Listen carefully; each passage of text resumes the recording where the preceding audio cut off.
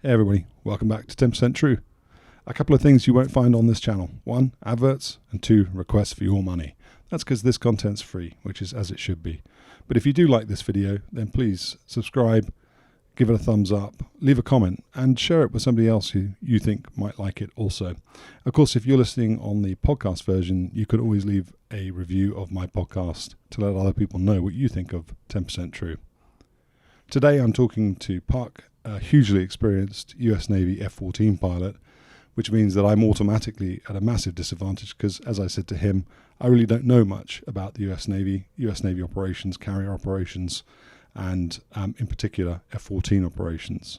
So I told him that, and with that confession out of the way, I asked him to introduce himself.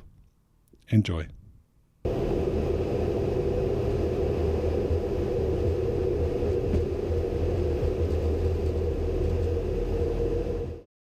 Name's Jim Howe, call sign's Puck, and long story on that, but I don't know how familiar you are with ice hockey, but there was a famous hockey player that was named Gordie Howe, and initially I was assigned my call sign in my orders when I graduated from flight school and got F-14s. I was like, congratulations, F-14s, your call sign is Gordie. So I show up at Oceana to learn how to fly the F-14.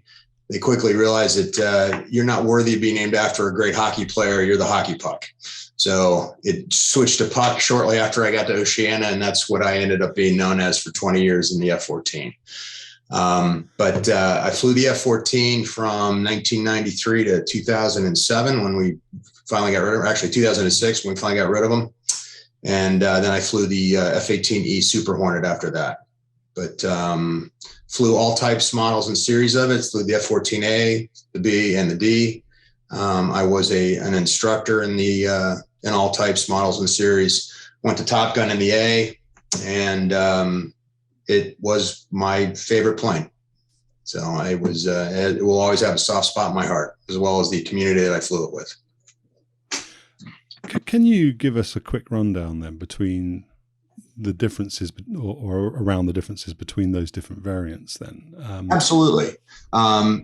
The F-14A started in the early 70s. First flight was in 71. And Grumman kind of found themselves in a tough spot when they were developing it because they realized that the initial engine that it was designed with, the Pratt & Whitney, the TF-30, wasn't quite as robust with regards to stall margins as they'd hoped. For those familiar, the TF-30 was initially designed for the FB-111. And in the FB-111, it did very well. It was a lower altitude fighter bomber, another swept wing. Our U.S. Air Force flew it. But it did very well from what I understand. I never flew the FB-111, but my friends in the Air Force that flew it said the TF-30 for them worked perfectly. For us, the TF-30 did not work out so well. And that's what the F-14A had in it. We quickly realized after a few years that the TF-30 was not going to be a sustainable model for continued operation. To tell you a quick story, I stalled my first TF-30 straight and level at 15,000 feet doing 300 knots. Absolutely no reason an engine should stall in a non-maneuvering regime, basically straight and level. I did maneuver the throttles. And as I quickly learned, again, I was a student in the plane. My instructor in the back seat told me, well, that was pilot induced. And I'm like, what do you mean? I didn't do anything. He's like, trust me, it's pilot induced. So I get back and I talk to maintenance. They're like, did you induce it? And I said, yes. And they go, good. Because that was basically meant that the plane could fly the next flight. And that, as it turns out, that's what you just got used to. I will say it cleared very quickly. You'd follow the emergency procedure, which was unload the aircraft. And normally you never got any further than that on the emergency procedures. And so the stall would clear. But I quickly realized that this engine had issues. And the Navy realized that as well. So that's when they started creating what was called the Super Tomcat, the F-14B. I'm sorry, the initial Super, which was the B. And the only difference between the A and the B at the time, actually, there were two differences. The raw gear was different, and the engines were different. So they went for the Pratt & Whitney TF-30, the GE-110. The GE-110, in my humble opinion, is the greatest engine that was ever put in a fighter. That thing you couldn't stall it. It produced significantly more thrust. As a matter of fact, we were prohibited from doing afterburner takeoffs with that because it was so fast we'd overspeed the gear. Gear speed on a Tomcat was 280 knots. So we couldn't get the gear retracted if we were an afterburner before we were going 280 knots. That's how quickly we would we would be 350 knots, no problem, in 3 or 4 seconds if you just did an afterburner takeoff. So we were restricted to mill rated thrust. So no afterburner. And then the difference, the Super Tomcat, the F-14D, is a completely different aircraft. It had a glass cockpit. It had a different radar. Both the A and the B had the YOG-9. The F-14D had the APG-71. It had an IRST infrared search and track set that was unbelievable. You couldn't fool it. I'll tell you a story about that in a bit. It had great raw gear. It had Link 16. It had, again, they had the GE engines in it, so it had great motors. I had the best HUD that I flew with in my Navy career, to include the F-18E Super Hornet. And it was really a shame. I can tell you that in 2006, when we got back from deployment, that last deployment, CAG 8, the air wing I was in, we had 4 strike fighter squadrons. We had VF213, VF31, my squadron.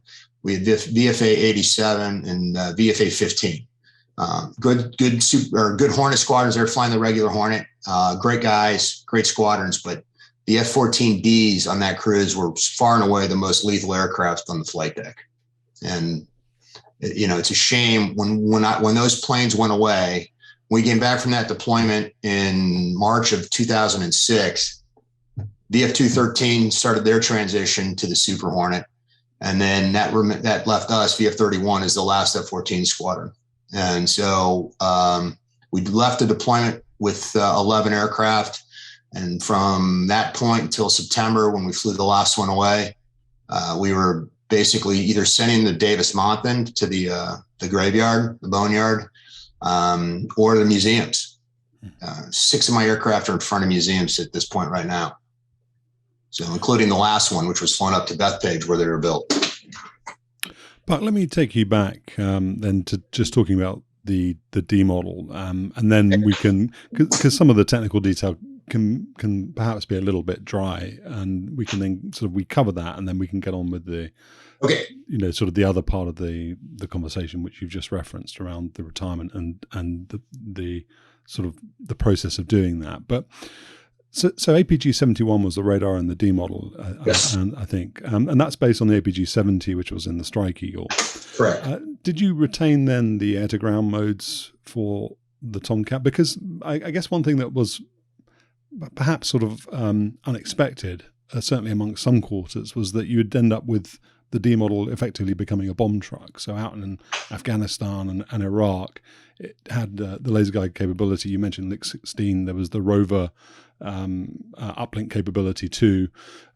So what about that air-to-ground capability in the radar, and did you use it, and how did it work? It did not have the capabilities of the Strike Eagle. We did not pay for all the capabilities. It had some limited air-to-ground capability, but between the fact that we didn't have a robust suite of air-to-ground mapping in the APG-71, and we didn't train to it that often, what we did have was we had the Lantern pod. So our Lantern was significantly more capable than the Nighthawk that the Hornets were carrying. This is back before they got Lightning or they got any of the upgraded pods. Even the trying to think what their follow-on to the Nighthawk was, because we actually had it. But the Lantern, when I was on that last deployment, we dropped a lot of bombs. That was the weapon of choice. It had a 40,000 foot laser, so we could drop from real high altitudes if required.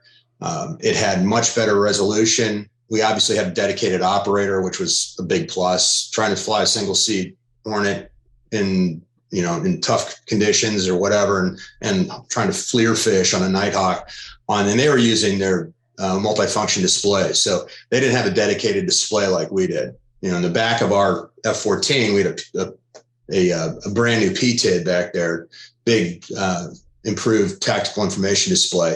And I had a RIO. So my radar intercept officer's back there manipulating it, using it. And so I can concentrate on flying, doing my things. I have a repeat of his display so I can see what he's looking at and ensure that he's going where he needs to be. But quite honestly, we didn't have a whole lot of requirement for using an air-to-ground radar, only because we didn't train to it. And with laser-guided weapons, you're really going to need line of sight anyway. Maybe with the GPS-guided weapons that we dropped, I mean, you don't need to see your target anyway. You just need to get into the basket, and it's like, okay, drop the it says we're here, drop the bomb, and the bomb would find the target regardless of the weather. So a lot of the things like the A6 obviously had a great air-to-ground map. And it would use that, but we didn't train to that mission. I suppose the thing that's synonymous with the Tomcat, if you ask anybody, it's going to be the pairing with the between the AUG-9 and the AIM-54, the Phoenix missile. Yeah. Did the APG-71 then bring you enhanced capability in terms of detection ranges, being able to engage more targets simultaneously? Because I suppose people just think of the AUG-9 as just being the sort of the god of radar sets. Yeah, the AUG-9 was awesome. It was dated, but it was a super powerful radar. But it required somebody who knew how to work it in the back seat. I can tell you that with the pilots, we always had landing on the ship as a measuring stick. And we had fighting so you could quickly find out who was holding their weight as far as flying the plane. It was a little harder in the back seat because I can tell you the AUG-9 was a very difficult radar. It was a very powerful radar. And there were a lot of modes, and invariably at least one of those modes wasn't going to work. And so a good RIO would know how to work his way around that and still make that a very capable aircraft. Unfortunately, good RIOs were harder to find than good pilots. There were a lot of people that sat in my back seat. There were only handfuls that I would tell you were really good. Why is that? I think a lot of it is because if the system's working, it's hard to find out if a guy's not any good. And so if everything's working, it's like flying a plane. If it's a nice day out and everything's great, it's hard to tell if the guy really has what it takes. But with RIOs, and invariably you're going to find a situation whether you can't fight, you can't drop bombs, whether you can't land on the aircraft carrier. There's something that you're going to figure out pretty quickly on the front seat as far as whether or not a guy is worth his weight. It's a little more ambiguous in the back seat, if that makes sense, because there were a lot of reasons that the back seat wouldn't work. Good RIOs found a way to make it work anyway. And it would, if you look at a RIO over time, you'd be able to tell pretty quickly whether or not this is one of those guys that can make any system work, or this is one of those guys that's going to have a reason that he couldn't find the planes out there on his radar. And it's very obvious to the good drivers who knew how to work the back seat. And we always flew with those same guys. It's like, I'm taking Abdul, or I'm taking Donnie. It's like you picked your guys because you knew who was going to get you the locks when you needed it. And it was a little easier in the D because the APG-71 had medium PRF, medium pulse, kind of intermediate. The AUG-9 only had high and low PRFs. So you're either in a pulse Doppler mode or you're in a pulse mode. And so any sort of, if you were in a pulse Doppler mode, obviously it requires closure. And if you didn't have closure, i.e. the target went to the notch, the beam, or whatever, you'd lose your target track pretty quickly. And the D was able to track through those phases. And that was the one capability you asked about, whether or not the AIM-54 gained any capabilities. with the APG-71, and that's what I would tell you, is that it would be able to target and still track maneuvering targets. It would become a question of whether or not the missile could hack it at that point.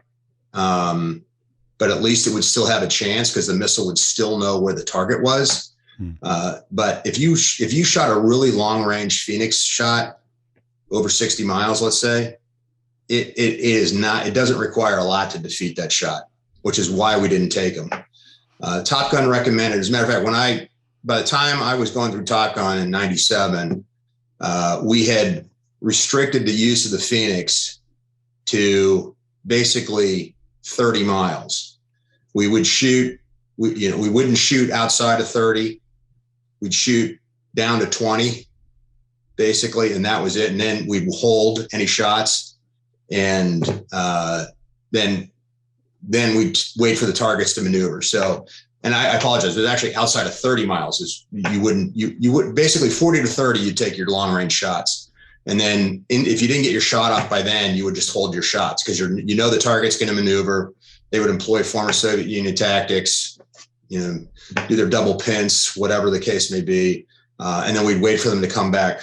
And basically 20 miles on in is when we started employing the Phoenix again. So 20 to 30 miles was sort of a dead zone for the Phoenix missile, at least the way we started to employ it. When we were employing it early, we'd shoot 6 of them at 50 miles. The target would move 25 degrees and all those shots are defeated. I mean, that's how little it really took at long range. That brings into mind then the question of AMRAAM. I've seen a shot, I think, of a D model shooting an AMRAAM, but did you get that operationally? Did you get AMRAAM operationally? No, we never got the software required for the AMRAAM, which is a shame, because it's a fantastic missile. Big fan of it. The short range Phoenix shot was a great shot, 20 miles on in, but I would love to have had a medium range shot, the 20 to 30 mile range shot, which the AMRAAM has, that we did. And so, it's great to get missiles. The idea was that if we could shoot them, well before 30, then maybe we could shoot them before they realize they're being targeted. Inside of 30, we recognize they know they're being targeted. They're going to start their maneuvers pretty shortly. They're going to defeat basically any Phoenix shot in that situation. And so we're just going to hold our shots for the short range timeline, which started at 20 miles. The AMRAAM, there's a lot of iterations of different timelines in there, because that had a lot more capability as far as maneuvering and maneuvering targets. It had different radar modes than ours. So ours, even the radar in the AIM-54, the missile itself, was pretty capable. But it was a pulse radar. So, it could bite off on some, it could be decoyed pretty quickly if you didn't have a very good look at what you were trying to actually shoot. So, and you're talking, of course, about being an active radar. So, yeah. Can you talk about the range at which it went active? Is that a secret? Usually, it was active. Typically, we would say just inside a half a range shot. So if you shot it at 30, it's typically active. It was half plus 5. I'm trying to remember my rules of thumb. I think it was half shot range plus 5 miles is what we used. So if you shot it at 30, it was active at 20. If you shot it at 20, it was typically active by 15. You could shoot it active off the rail at 13. If you went target size switch to large, it was like 13.1 miles. You could literally shoot and it would be active off the rail. Now, whether it locked on at that point, you don't know what it's locking onto, though, if you're not giving it any guidance. So, as we used to say, don't use that mode if you've got a friend in front of you, because it's just going to bite off on something. And it had capability. I mean, it burned for 30 seconds nearly. So, if it wasn't a long range shot where it would do the main beam avoidance maneuver, would go up straight up. I don't know if you're familiar with how the Phoenix missile. Okay, so if it wasn't going to do an M-band maneuver and it was just going to go straight, 29 seconds burn time, it was going to burn all the way to the target. Was it maneuverable? Not very. In the end game? It's a big missile. I remember walking to my first missile, sitting there on my wing. We'd carry them on the shoulders. sometimes. Initially they were only in the bellies, but by the time I got there, we were trying to drop more bombs. So we'd clean the bellies off and leave the bombs on there. So we'd carry our 2 sidewinders on the side, on 1A and 1B, or 8A, 1A, 8A, which are the outboard stations. And then on the shoulders, we'd carry 1 Sparrow and 1 Phoenix. So we had a mixed loadout, a 1, 2, and 1 loadout, we'd call it. And so we had some sort of capability, whether it was active, IR, or semi-active. But we would carry shoulder-mounted Phoenix. And looking at a Phoenix mounted on the shoulder of an F-14 was weird, because it's over 6 feet. It's 1,000 pounds. It's a big missile. So you're like, but it was a capable short range missile, because it would burn to impact. And they were expensive too. The figure in my head is $1 million, and that, I think that was the figure I read when I was a child, which would have that was the figure, early 80s. So. Yeah, Steve, that's what we use. I will tell you, by the end there, since the F-14 was the only one that could shoot them, and the only one people flying F-14s at that point were the Iranians, we were in a get rid of all the Phoenix missile mode. So by the end of the time, all the F-14 squadrons, as we're transitioning out of the F-14 business, they're basically, okay, let's empty the magazines. I mean, we have hundreds of Phoenix missiles that we need to start shooting. So every squadron would go out there, and there'd be 4, it'd be a division. So there's 4 jets out there in a wall, all loaded with multiple Phoenix. And next thing you know, it's all right. And Fox, and we're all ripple firing Phoenix. And we had one video, it was like $1 million, $2 million, $3 million. And it just, as all these Phoenix are ripple firing off the F-14s. And, but you're right, it was an expensive missile. I don't know what I have to imagine AMRAAMs are more expensive than that now, though, with all the, electronics that are in those things. It's a pretty capable missile. So I'm sure that with inflation, it's just as expensive. There, of course, is so when you guys go off and do those sort of test shoots, they sometimes put telemetry pods in instead of warheads and things like that, don't they? So they can figure out, did the missile perform as we expected? Could we expand the envelope? Does the envelope contract, and so on and so forth? So when you were going off shooting all these Phoenixes around, did you discover anything about some of the predictions, some of the models that you had that would have been alarming to have found out in a no kidding war? I found out our charts were generally pessimistic, which was good. And I can tell you, I was fortunate enough as a younger guy. I was a young lieutenant. So I'm trying to think it'd be an Air Force captain, but I'm trying to think in the Royal Air Force. I got a bunch of buddies in the Royal Air Force Flight Squadron. Flight lieutenant, I think. Yes, that's a flight lieutenant. So I've been given it's an AMRAAM, it's a Phoenix to a Sparrow shot. I'm supposed to shoot 2 missiles at the same target. And so obviously our big concern was, before you do these, you get into the books and study all the, in case the shoot goes badly. And it frequently would, because those drones, the drones that we shoot at, the BQMs are small little drones. I mean, they're not very big.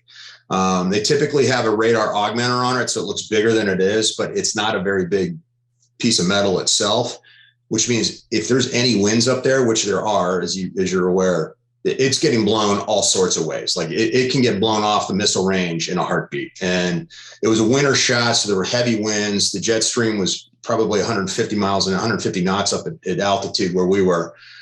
So we're looking at it, and I'm watching this target. And so, it was supposed to be coming straight at us, but because of the winds, it's basically blowing sideways. So it looks like its vector is about 45 degrees off. And I've been told, hey, you need to get rid of these missiles. So I also know how big the missile range is. And I'm like, we have to hurry. We need to cut this thing off. I mean, it's almost like really trying to, it was great training, because we're trying to track down, a hostile target. So we get the long range Phoenix shot off at about 32 miles, and it's tracking, and it ends up hitting the target.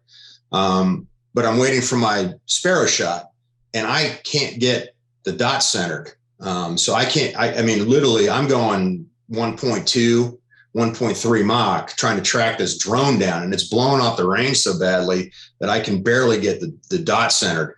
I get it barely centered. So I'm basically taking a crank shot already. And I mean, it was on the edge of a legal shot, but it was in the range. I mean, that's, safety wise, it was safe. But as far as a valid shot, if you're going back to validate your tapes, probably on the fringe of being an invalid shot. So it's kind of like, all right, here it goes. So we pulled it, Fox, and we watched it. And I'm like, it looks like it's tracking, and it tracked. We watched the TM data later, and it was an invalid shot according to our books, because I didn't have, I was like 2 degrees outside of where it needed to be in order to be a valid shot. But the missile hacked it. So it was nice to know that our training made us fight the tougher rules than the missiles could actually handle. So that, you were going to have capability outside of that. If you absolutely needed it, I wouldn't recommend it. I wouldn't have been shocked if that missile didn't track, but it did. And we were both pretty happy about that. Did you have, I don't think you did, but I'll ask the question. AIM-9X, did that come to the Tomcat? Yeah. It did come to the Tomcat. Okay. Oh, the AIM-9X? Yeah, AIM-9X. It did. We had it, but it didn't have all the capabilities that we'd had on the Super Hornet. Okay. When I was flying the Super Hornet, we had the helmet mounted sights, and that's where the capability of AIM-9X really, and that actually, a lot of that's still classified. So, Sure. All the other stuff, but the helmet with the AIM-9X was the real pairing. It was obviously an upgrade over the AIM-9-8, the Mike-8, which was a good missile, but up until the AIM-9X, I always felt that the U.S. was playing catch up with, some of the other missiles around the world out there. I was always a fan of the Archer. I always liked the Python out of Israel. There were always, the French were even building some good missiles. I'm like, how do we always end up having, the third or fourth best IR missile in the world? And I think with AIM-9X, we finally caught up.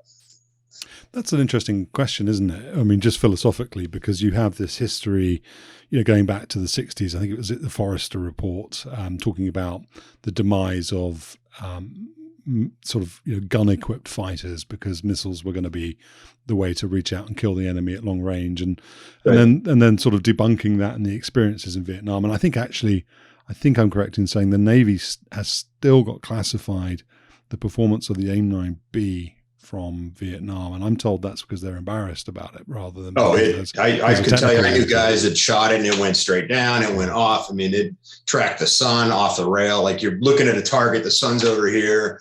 It's like, okay, that should track that, and it goes right into the moon. There it goes. Like, it was horrible. That missile was useless. So does the answer to that question, and I get that it was more rhetorical than anything, but just sort of picking it up as a conversation topic, does the answer to that question lie with the doctrinal sort of attitudes or beliefs that actually the technological prowess of being able to reach out and kill somebody beyond visual range is where it's really at? That's the emphasis. And then if you get into a within visual range engagement, you've kind of screwed up somehow, or you should just be blowing through, because that's an argument that's also made around F-35. People talk about, people are critical of it all the time in many different areas and for many different reasons. But one of the things that is a response from advocates is, well, it doesn't need to be a great dogfighter because he's going to kill you before you ever know he's even there. So, but this is a very long-winded question, but do you think that is there a clue to that, to the answer in those sort of thoughts and those things? Yeah, I can tell you that, and we even had it going back to AMRAAM and F-15Cs. I mean, I routinely would be in exercises with straight eagles, and when the AMRAAM started to get second, third iterations of it, it became an amazing missile. And you'd find out, timeout kill, shield 1-1, you're dead, and you're like, ROG didn't go off, shit didn't go off. It's like all of a sudden you're dead. And the F-35 is just taking that to another level.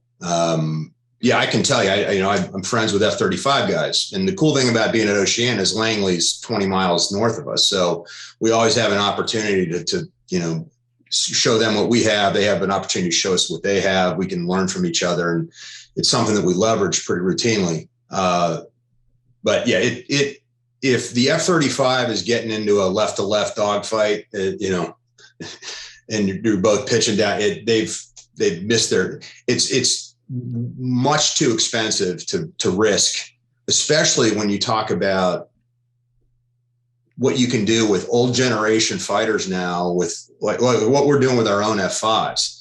We're putting these, I think they're calling the Lightning upgrade. I'm not even sure what the upgrade's called anymore, but I mean, between the missiles that you can throw on them, you can throw a helmet mounted sight on just about anything now. And you can so there's a ton of capability and old disposable aircraft. I say disposable lightly, but effectively it's, 1/10, if not less than what a F-35 would cost. So you tell me, what do you want? Do you want 20 or 30? I remember this when the Australians were rewiggering the A4, the Super Fox, which was a tough fight. If you didn't know how to fight a Super Fox, an A4F, you were going to get in a roller with that thing and you were going to get shot. I promise you. And a good Super Fox pilot knew how to do that. And they had IR suppressors on the back. They had all sorts of things. And it didn't cost a lot of money. I mean, what's an F5 cost now? $5 million. I think you can get one on eBay. So it's a great question, but I think the answer is what you alluded to. It's that, an F-35 should never see emerge. Its dream is that it's killed everyone out there. And by the way, you didn't even know you were targeted the whole time it happened. So, if they get within 20 miles of emerge, they've probably either underestimated who they're going against, run out of missiles, which I think honestly is the biggest concern. It's, when we war game against China and everyone else, it's, because they will use human wave tactics in aircraft. We'll see MiG-21s. We'll see planes that haven't flown in years coming out. Obviously, their versions, the J7s or whatever they call them. So they'll launch out and, they'll just absorb all our AMRAAM and our other missiles. So it does become a question of, where do you employ these aircraft? And that's why I think there's always going to be room for a gun. I think there's always going to be room for less expensive fighters to fill, I'll call it a tiered defense situation. I'm a big fan of the F-35. I'm a big fan of the F-22. I'm a big fan of these, 5th gen American fighters, but I also think there's room for older fighters, and I'm calling that the Super Hornet. I think is a perfect example. It's upgradable. It's not super expensive. It's got a lot of capability. And with the weapon systems that you can slap on these planes now, I think it's going to fill a gap when we're starting to talk about, hey, we've got to shoot down 65 J7s. All right. Well, I only have this many. I have X amount of AMRAAM on the carrier. I have this many at the airfield. I have, all right. But I have a lot of 20 Mike. That's cheap. And I can gun anybody if you know how to do it right. That's another interesting point, isn't it? Around the logistics and the supply of stuff. I was told by an Air Force guy who was, sort of in the know, let's say, that the Russians ran out of chaff and flare in the first day of their invasion of Ukraine. Oh, yeah. Ukraine, they did. Yeah, just 24 hours in, they were panicking. Yeah. They didn't. So, yeah. It was actually, you can probably see it if you go on Twitter. I think you can see some accounts of planes flying by and you're like getting shot at and getting hit because they have absolutely no expendables. Yeah. Yeah. So yes, you're right. It is, it can be a logistic situation that gets somebody. I don't want to speak for current readiness, but that probably won't be an issue for us. So. I call it the Forrester report. It's the alt report that I was thinking of. Yeah, sure that's the name of it, not the Forrester. But so I always wonder whether or not it's a puerile sort of infantile type conversation to talk about which aircraft is better. But I have to ask you about, because you've kind of gone there a little bit by talking about the Super Fox and talking about flying against eagles and so on. And I think most people know that the quality and the training and whether or not the person flying is having a good day or a bad day and who fucks up first or whatever it is. Those things are all factors. But you talked about the G110 being this great motor. You talked about a fantastic sensor suite then for the D model Tomcat. Physics of physics. You've got an airplane that's so big, weighs so much, that has so much thrust, has aerodynamic qualities that are, whatever they are.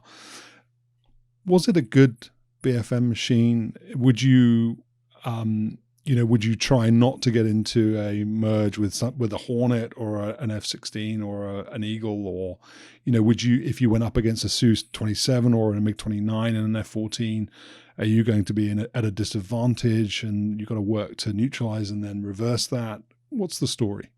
See, that's a great question. And I can tell you that I think every driver of every different plane has their own view. And, I have flown an F-16. It's a great aircraft.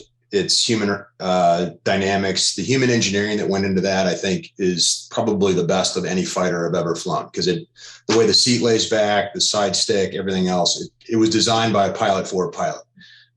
That said, it has an AOA limiter, which I'm sure you're familiar with. And most Tomcat drivers would have a real hard time with a Viper. Really good Tomcat drivers would be able to basically, you turn aggressive, you keep it a tight 2-circle nose low fight, and you eventually reverse it to a 1-circle nose high fight, and you have to get the F-16 on its limiter. Now, sometimes that's easier said than done, depending on who you're fighting. But I was always pretty fortunate against the F-16. Of course, I've run into 1,000 Viper guys that are like, oh, I have more HUD footage of an F-14 than I have of everything. And it's like, gotcha. But what I can tell you is that flying the F-14 was a challenge. And the A was certainly a challenge. And I'm glad I learned, my first 1,500 hours in F-14s were in the A. But I learned from some great drivers. And that's one thing I think the F-14 had that the F-18 never really had, is that we had a lineage of guys that came from the F-4s. We had guys that were just strictly F-8 guys. So, we had old fighter pilots, and they knew that in some cases you may not be flying the best box, but again, it's the man in the box. It's not the box. And so you got to learn to work with your limitations. And so every F-14A guy that I can tell you is, if he's worth his salt, learned how to cheat. And how did you cheat? Well, the stall margin was not good. So we turn our environmental control system air off. We would pull the mid-compression bypass circuit breakers. I can still even remember which circuit breakers they are. LE1, LE2 up in the front seat, I'd pull those. Those are the alpha computer circuit breakers. So my aux flaps, the inboard flaps, the main flaps wouldn't come down when the aux flaps programmed. So I'd get clean air over the tail. So basically, a savvy F-14A pilot would come to the merge with about 9 circuit breakers pulled, his environmental control system air off, and he'd have about 6 master caution warning lights going off because of all these things. So you're overspeeding shit. Basically all the lights are off. And the first time you do it, it's like, but old guys would teach you, okay, this is what you're going to see. I learned from a guy named Alton Roscoe, who was a VF-43 adversary pilot, and he taught me well. I hadn't lost a fight till I fought him, and he savaged me. I hadn't been gunned like that. I thought I was just like, I'm unbeatable. I just hadn't been fighting people that were very good, apparently, because I went up against him and I learned what the next level was. And there was a whole level above where I was at. And he taught me. For the next year and a half, I was his wingman. And after we finished our missions, he'd go out and just gun me. And eventually I got better, and I learned. And that's some of the things I learned. So an F-14A guy learned that these are the things I need to do.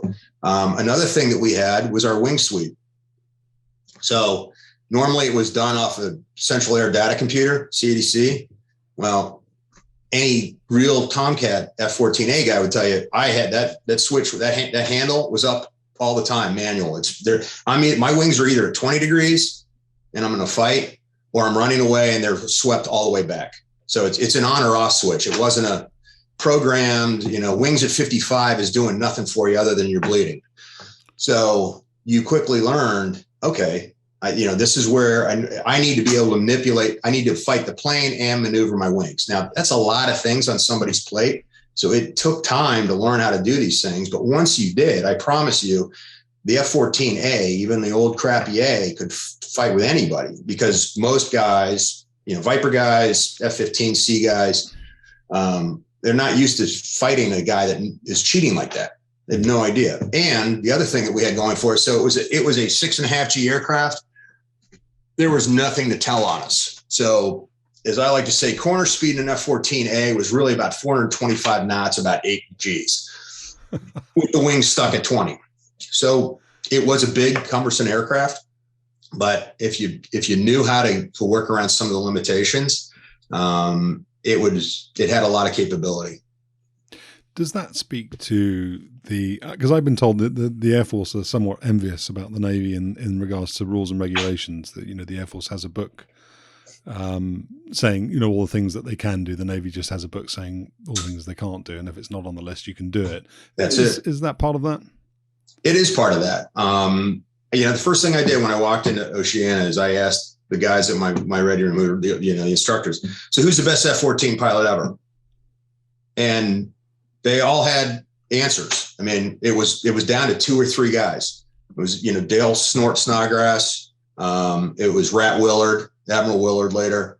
But it was all the same handful of dudes. I mean, it wasn't this big list of 55 guys. There was a pecking order, and everyone knew who these guys were, and they were all legendary. But these guys also taught really well. I was fortunate enough, I flew with Snort. I knew Snort. He was my Commodore when I was, he actually selected me to go to Top Gun.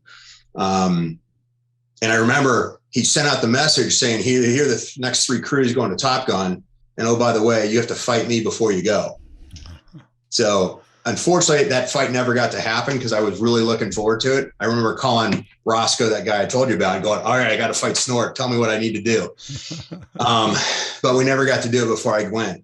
And, but it was that ethos, I think, that was passed down through generations. I know I taught my young guys how to do everything I just described to you. And I'll also say that as the plane evolved with the F-14B and certainly the D, these workarounds were less required. Right. With the extra thrust, quite honestly, you could literally pull the wings off an F-14 when you had GE engines. I mean, it was that powerful. And also those versions, along with the new improved motor, came a system called FEMS, Fatigue Engine Monitoring System, that's where the plane started to tell on you. So the old 8G pull and, that started to fade away when FEMS started to become, and then the F-14D just did straight digital downloads.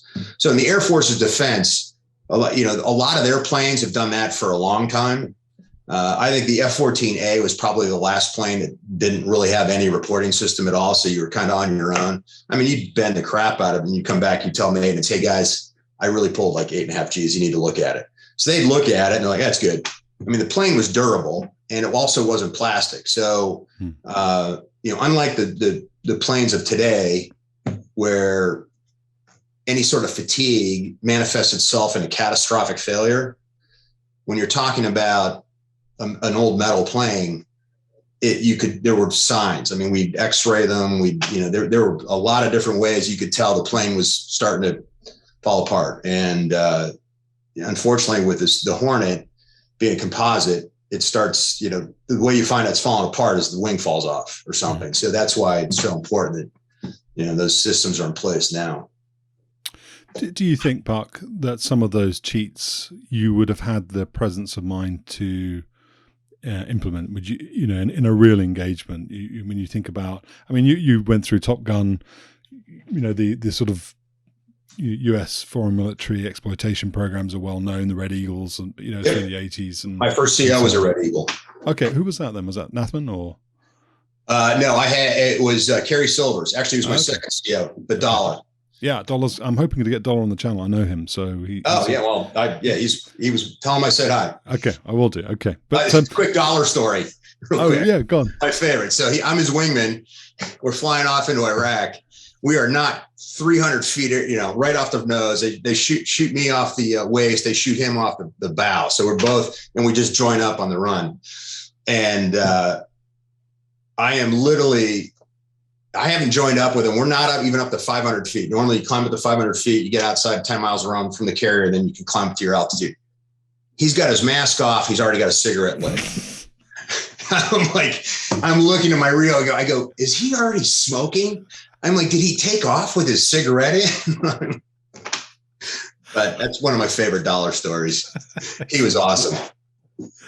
Do you think you'd have the presence of mind then to do those things? I mean, if you went up against a real adversary, in 29, yeah. I think I would, only because, Steve, I can tell you, we practiced it so often that for a seasoned F-14A guy, it was just business as usual. I mean, I got to the point where that's exact, like the RIO, you'd fly with the same RIO. So I didn't even go through that litany, the circuit breakers.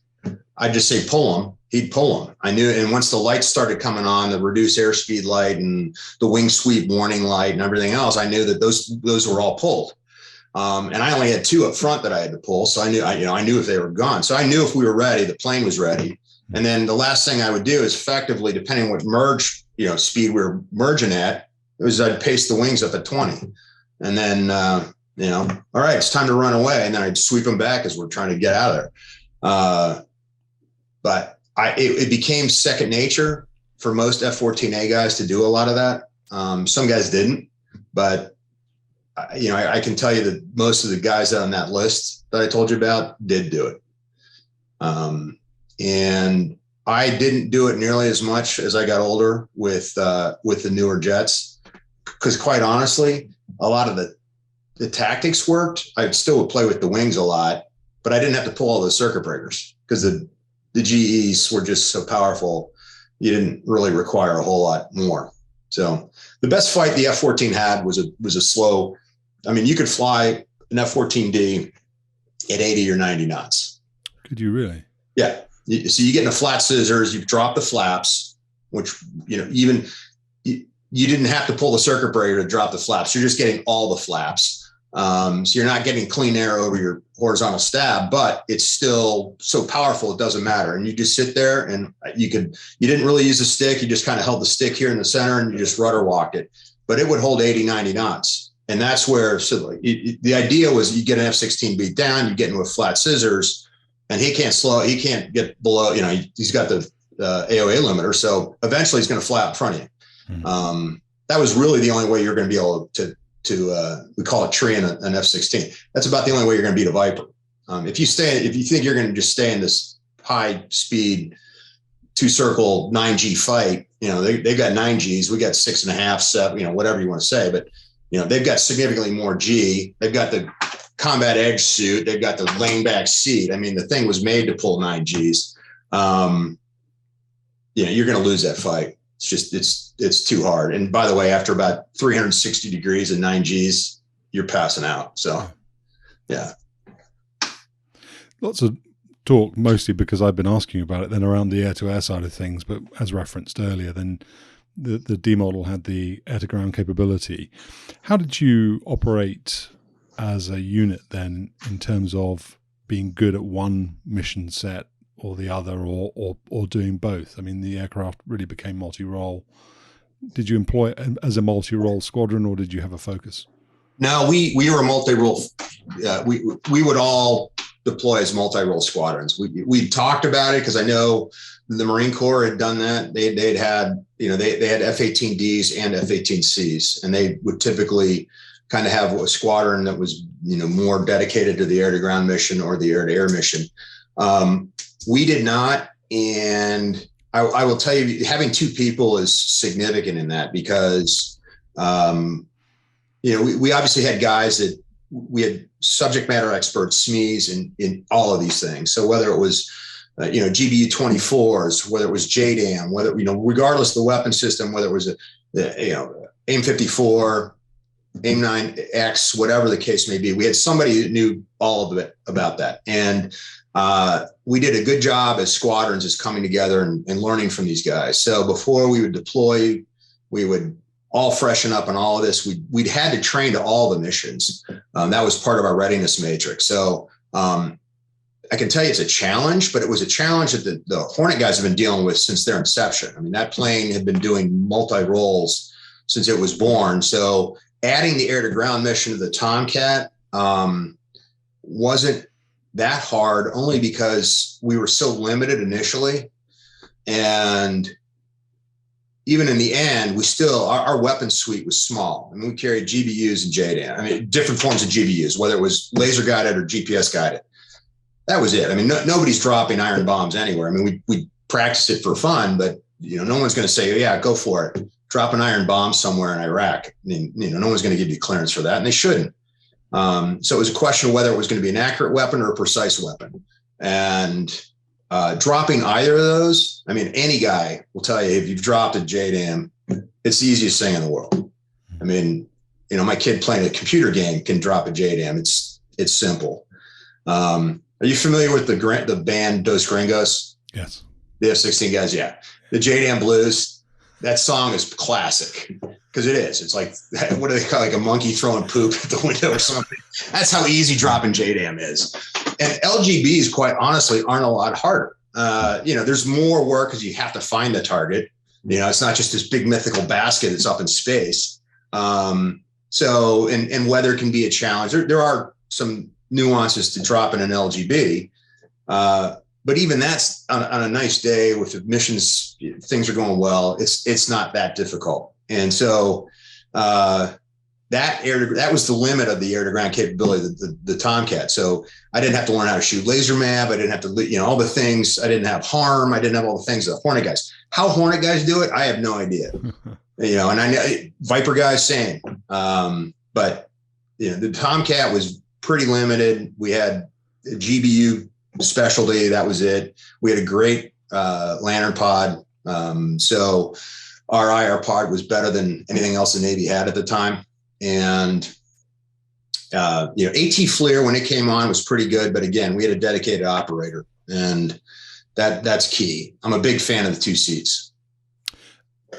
Was the mission the complicated part then? I mean, I'm assuming there was something about it that was complex, but because weren't you CAS focused? And I don't know whether or not that's CAS in the sort of true close air support. I was a FAC A. So you were a FAC A, okay. I was a FAC A. So as a matter of fact, I was a FAC A. I was a double I at the weapons school. And I can tell you, FAC A was one of the most rewarding missions I've ever flown. And I think any FAC A would tell you that. I think if you had to do one mission, trying to save the guys that are, from all sides, on the coalition side on the ground. I mean, I flew for Brits, I flew for French, you name it. I've flown missions for all those guys, and knowing that they walked away because of bombs that I was able to control and get on target is one of the more fulfilling things I think any military aviator can ever do.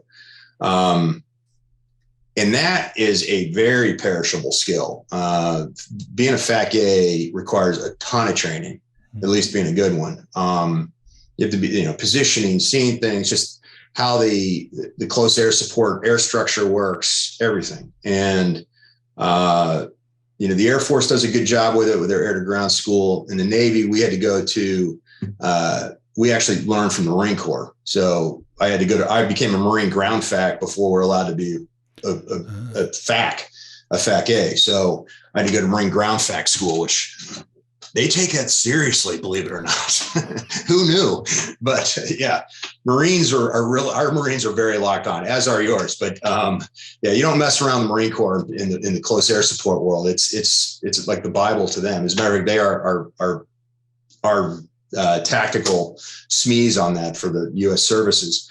But there are other platforms that try to do it single seat. I'm a big proponent that I think that mission should only be flown by 2 seat platforms. Now the A-10 guys do a pretty good job, but they do it by flying in the section, 2 ships. So but flying 2 ships and not having a guy be able to just concentrate on writing stuff down and everything makes it it's a really challenging mission in any situation, and just doing it by yourself is brutal. But yeah, we flew. I was there in 2003 for Shock and Awe at FAC A, and I flew probably in 19 days. I flew 70 hours. Really? Yeah, I was flying 9-hour missions. Wow. In an F-14. Wow. Yeah, no getting up, bunch of piddle packs. It sucked. And so FAC A, forward air controller airborne, then is you're not necessarily the person who drops the bomb, but you are controlling a stack, a vertical stack potentially of from Predator down to A-10, Hornets, multi-service, multi-capabilities, gunships, so on and so forth. Multi-country sometimes. Say again? Multi-country sometimes. Multi-country. So what is the what is the secret to that then? Because you're presumably having to really build a very good mental picture. Is there capability in the airplane to help you do that? You've obviously got the RIO. How does it work? There wasn't. I mean, every FAC A had their own techniques.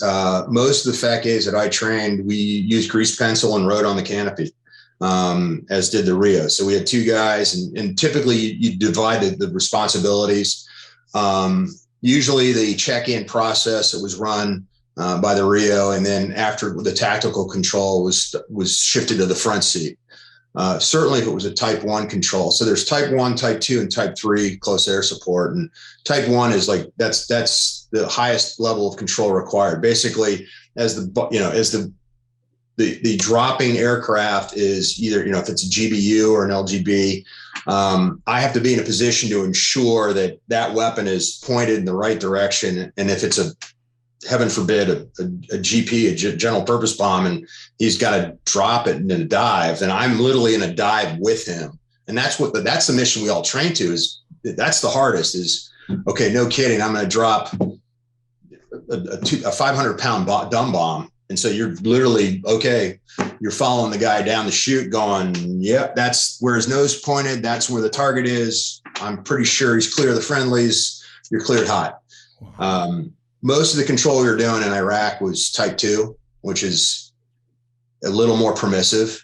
There's type 3, which is basically you're cleared. Here's a box. Everyone in the box is bad. Find something and can make it go away. We get to that occasionally. At the end, we were doing some of that, but most of it was type 2, which is effectively you have a very good feeling that the guy you're talking to, you read the coordinates, he reads the coordinates back to you. You've copied him. You understand exactly where the coordinates are. He's either got a FLIR on or he's reading them off his system that he's fed into his JDAM. So, and that's effectively the last level of checking that you need in that situation. Then you clear them. So that's what most close air support is now. But even that can be a challenge. If you were one seat, I don't know how the single seat guys do it.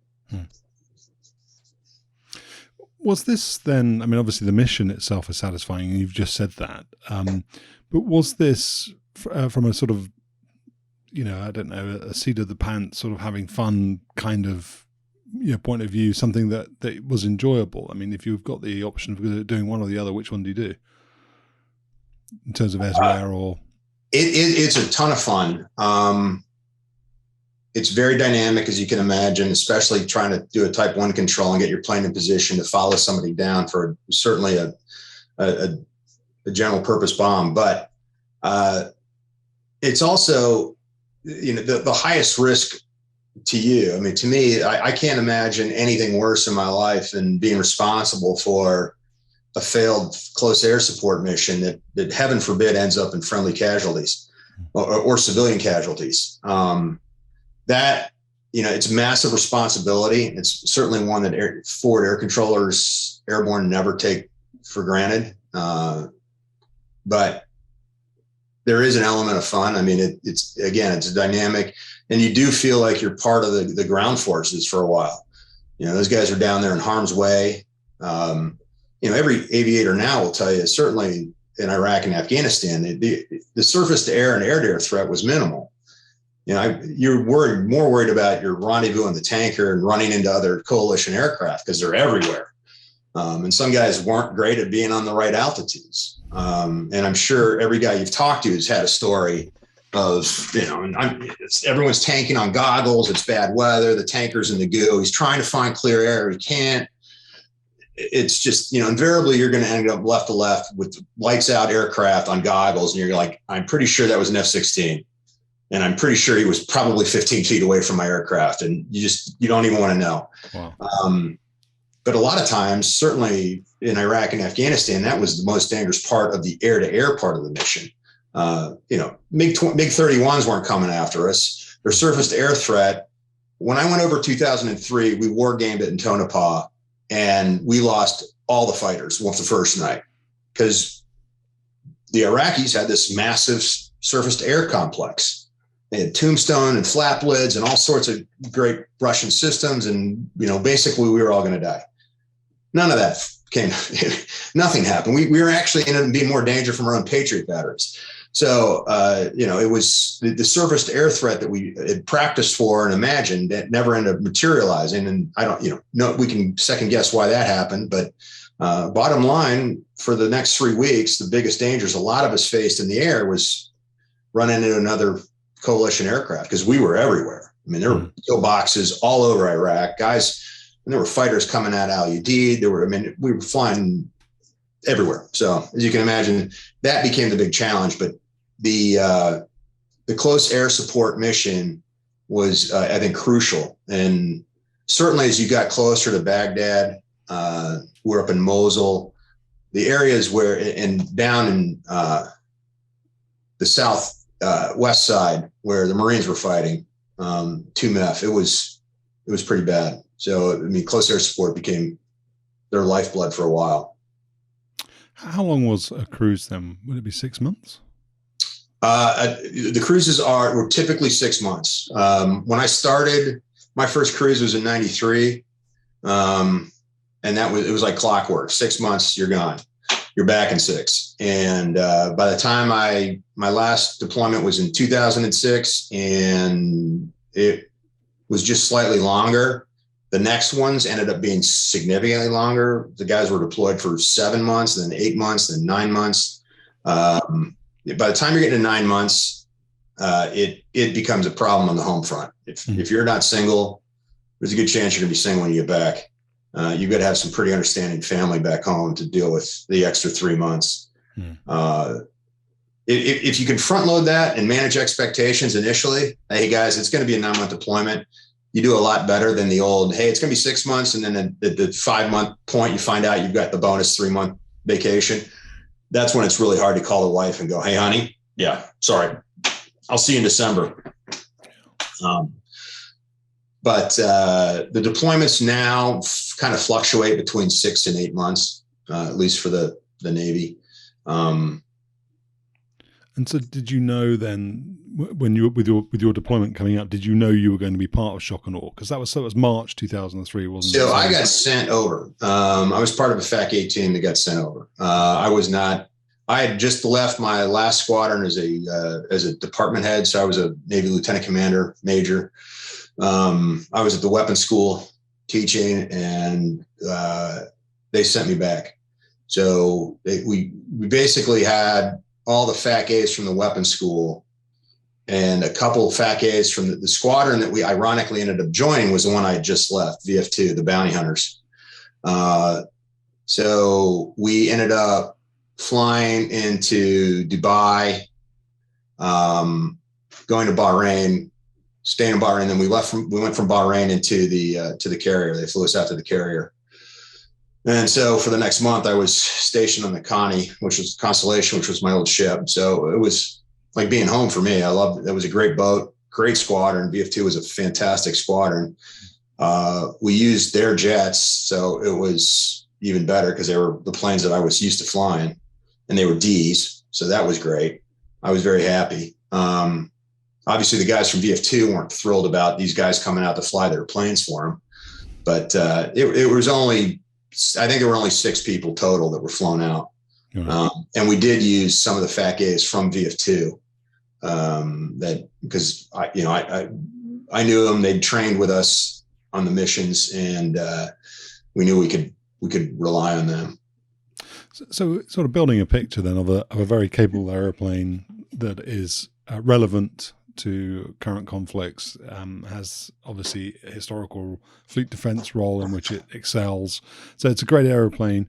And so then the question of the Super Hornet, and of course the main goal behind our conversation today is to sort of go through that story then. So the question of the Super Hornet replacing the Tomcat comes to bear. And actually I think that, again, I'm showing my ignorance, so forgive me, but I think that went on for a long time, didn't it? It wasn't, there wasn't a suggestion and then a quick decision. Whether the Tomcat would go away and what it would be replaced by was a very long conversation. So what were you hearing? When did you start to get an idea that the Tomcat would go away, and what were your thoughts about it? Well, unfortunately, I found out when I was finishing advanced jet school, they killed the D. So Dick Cheney, our Secretary of Defense at the time, basically got fed up with Grumman's overages and delayed kind of everything that happens with procurement of aircraft to this day. But he was no nonsensical, and I'm a huge Grumman fan. I love the F-14, but they, I think, were a little arrogant in the sense that I don't think they thought that there would never be. That Cheney had the stones to do what he did, to cancel the Super Tomcat. So it was 93, I think, 92. No, it was 91. I was still in flight school. So it was 90, 91. Cheney killed the Super Tomcat. So just as I'm getting F-14s, I'm finding out that the plane that was supposed to carry us into the next generation has been canceled. It was pretty depressing. As it turns out, there were only 55 F-14Ds ever made. And they were, like I alluded to earlier, they were the most capable aircraft on the flight deck when we put them to bed, which is disappointing. I mean, when you talk about retiring the most capable aircraft that was in the inventory, it's a shame. Now, I had a lot of things going for me and the other squadrons. There was VF-213 and VF-31. And at the time, I don't know if you knew this, but you go from being the executive officer to the commanding officer of a squadron in the Navy. So I was XO on deployment. When we got back from deployments, when I took command. So while we were at sea, my CO, Rick LeBranch, Twig, great guy, we were talking about this. We had 11 F-14s. VF-213 had 11 F-14s. They were the best F-14s that were ever in existence because we had every part. We're the last two squadrons. So every part that's been created, every bomb that's ever, every Phoenix, you name it, it was all out on the carrier because we were the last, show in town. So we had the best maintainers because there were a bunch of Tomcat maintainers who wanted to keep fixing F-14s. We had great pilots because there were a lot of guys that wanted to keep flying it. So I don't want to say we had a super squadron, but we did in essence, because we had great air crew. We had the best maintainers that I've ever seen in my life. And we had planes that every system on them worked. So these 22 F-14s ended up getting retired within when we got back, 213s went away right away. And so my 11 ended up getting, as I said, phased out over the next 6 months. They were the best planes I've ever flown in the Navy, to include my brand new off the line Lot 29 Super Hornets that came from the Boeing factory in St. Louis. Really? I mean, these planes just couldn't be beat. Now, obviously, the great thing about the Super Hornet is that it's modern, it's digital, it's got all the capabilities, it can be upgraded. But when it came out, I remember sitting there with my Air Wing commander, who was he was a Hornet baby, but he was a great Tomcat pilot.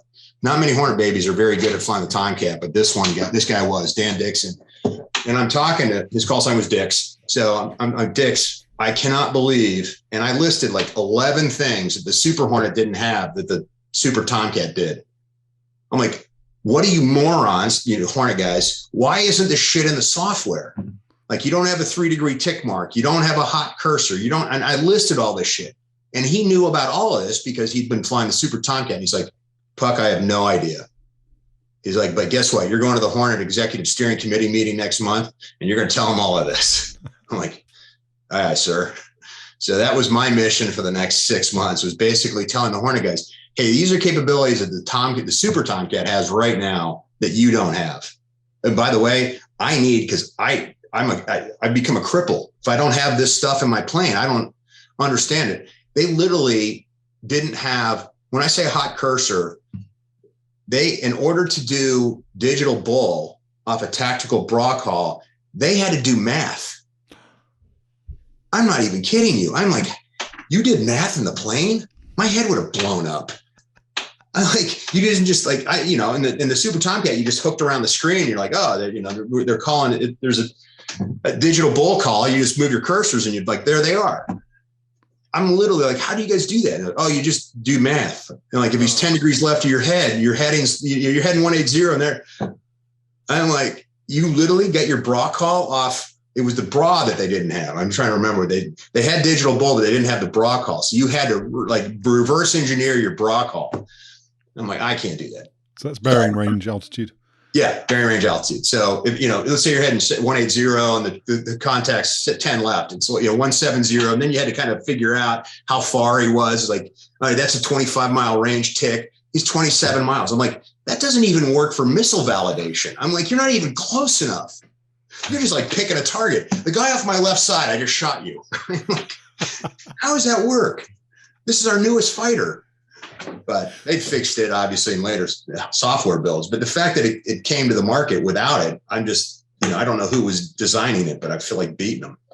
Is that an explanation then for many of the frustrations, in that intrinsically there's nothing wrong with the Super Hornet, but it wasn't mature enough to take over from the Tomcat? Or because people talk about legs, people talk about range, ability to go a certain distance, hit a target, shoot something down, whatever, and come back to the carrier.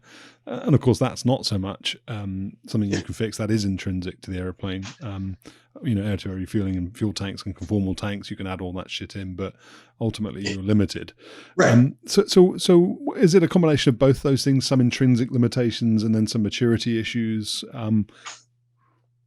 Steve, I think that's very well said. There are some, the maturity thing, I understand, because they're trying to get the thing out. Software builds, every time you add something else crashes. So obviously the software engineers are very reluctant to do a lot, and they just try to add on as they find that it's stable. The last thing you want to do is end up having a guy lose his displays behind the ship at night because you added some capability that wasn't tested properly. So I understand their deliberate nature, I'll call it. But you're right about the intrinsic part. Like, they fixed the range of the Hornet by just making a bigger Hornet.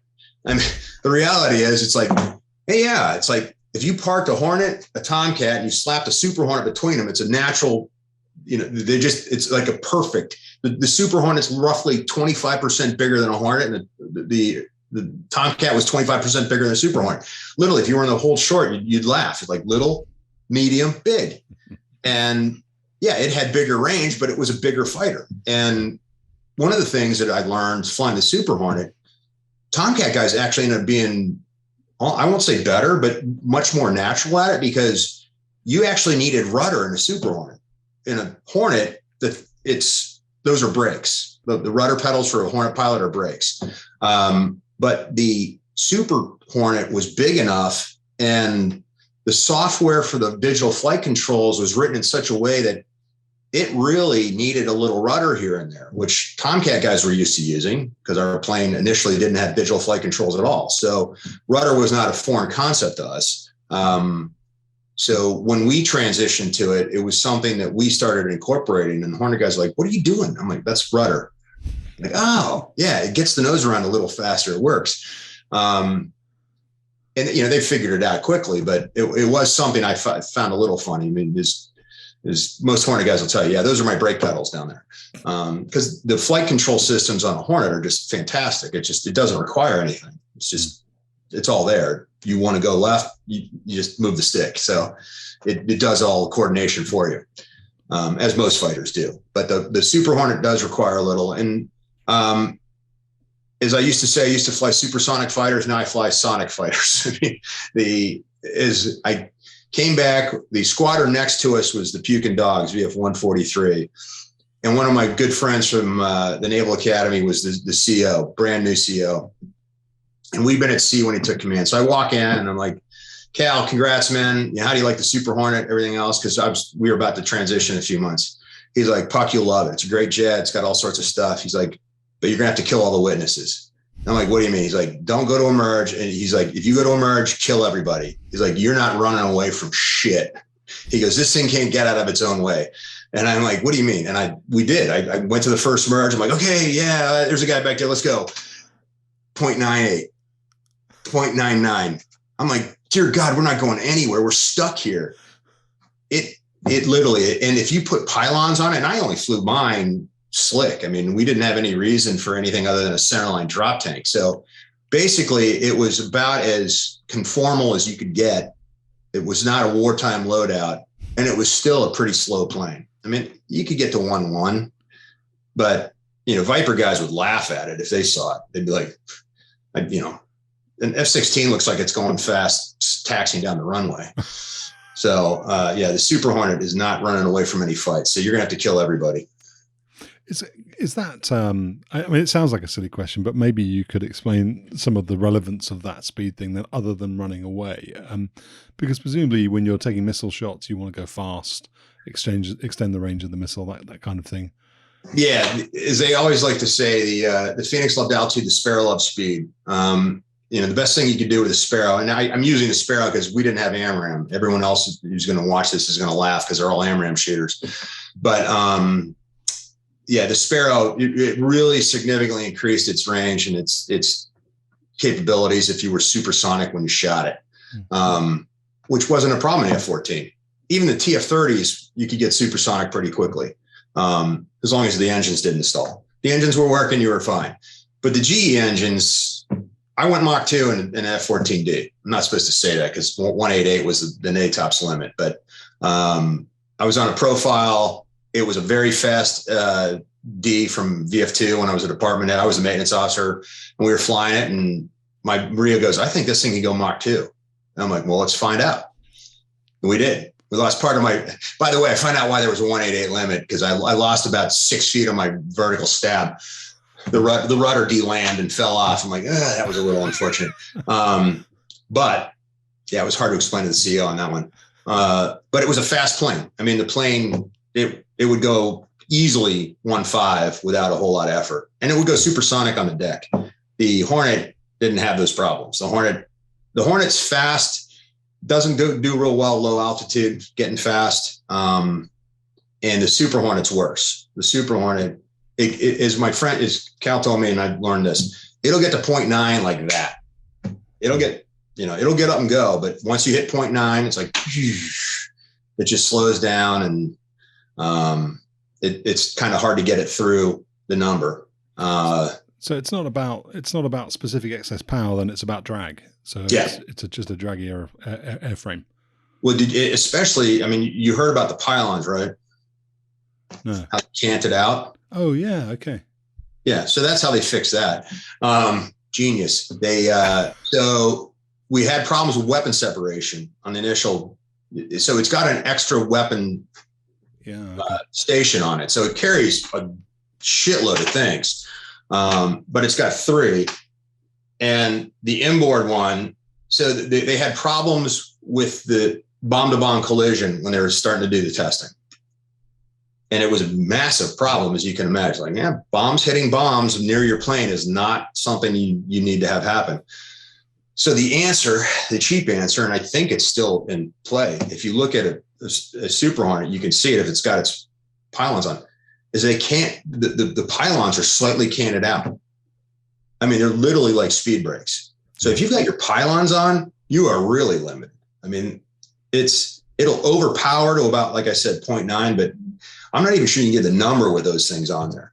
Because it's so hard. It creates so much drag. But that's how they fixed the bomb-to-bomb separation, is they created airflow. Yeah, it didn't seem like that made sense to me either. Wow. Yeah, but check a picture out sometime. Yeah, so you flew the Super Hornet. I don't remember if you said for 6 months or a year, but it was the last thing you flew. So about a year. So that didn't convert you then. You didn't come out of that into this. Oh no. Okay. I mean, you don't fly a plane for basically your entire adult life, and especially like I said, the D was, I saw what the F-14 should have been all along. I wasn't in love. I'll never defend the A to a point. I mean, I love having flown the A. It was a nostalgic, like I wanted to be an F4 pilot as a kid. So to me, the F-14A, when I was in early, that was the last real manly fighter. I mean, that was our version of an F4. But it had so many limitations that you just, to learn how to cheat the way I had to learn how to cheat, well, there's a lot of guys did, to be as lethal as you could be, isn't something that our fighter pilots should have to deal with. I mean, I guarantee you F-16 guys weren't learning the same shit we were, to be survivable. F-15C guys weren't learning that stuff. So when I started to fly the B, I realized, oh, these motors are great. But then once you get the APG-71 and the IRST and all the other things that the D had, I was like, why aren't there 500 Ds right now roaming Oceania and Miramar? But that's another story. But it was really sad to see a plane with those capabilities. It was still lethal when it died. And that's, I think, unfortunate. We retired a capability before we'd replaced the capability. And, I like the Super Hornet. The helmet mounted sight was awesome, is awesome. I have friends to this day that work on the software. So I know what the software's been upgraded to since my retirement. And it is becoming the fighter that it should be. It should have been born as. And outside of its speed issues, it's a very capable multi-role aircraft. I mean, it's not that expensive. I think, like I said in my tiered defense discussion, I think it absolutely has a place. Yeah, if I'm going into China, I'm going to have 300 Super Hornets, and I'm going to have my F-35s and F-22s behind them, and you're going to get all of this. It carries 12 AMRAAM. I mean, who does that? I mean, obviously we don't have that many anymore, but who knows? For China, we might pull those out. And, so at that point, you just got 2 6-shooters, belt-fed AMRAAM. That's a good problem to have. Yeah. Yeah. I mean, that's what I was thinking. You're back to your earlier point about them, something like the old J7s being launched just to soak up whatever it is that you've got to throw at them. That's it. F-35 sitting behind bunch of AMRAAM trucks in front of them, just carrying and launching that stuff while the F-35 or whoever it is guides them or whatever it is, Yeah. And that's exactly what we do. But you got to worry because AMRAAM, I think I can't imagine that an AMRAAM is slightly more expensive or less expensive than a J7. It gets down to the point where we're shooting down planes that are less expensive than the missiles we're shooting them down with. Yeah. So not great economics. That's true, though. I mean, if you think about the whole of Iraq and Afghanistan, that's true. Yeah. Using even a JDAM costs money, and you're using it on the back of a tech or a truck or. Well said. Good point. You're right. We've been doing this for centuries. We can spend more. Watch us. I think the economics of war only work for the defense contractors, don't they? So, so one thing I wanted to ask you about, then you mentioned it, and it's usually one of the things that people point to when they talk about retiring an old airplane in inverted commas, because everything is F-16's old, F-15 is old, F-18's old. I mean, all the planes I grew up with are old now.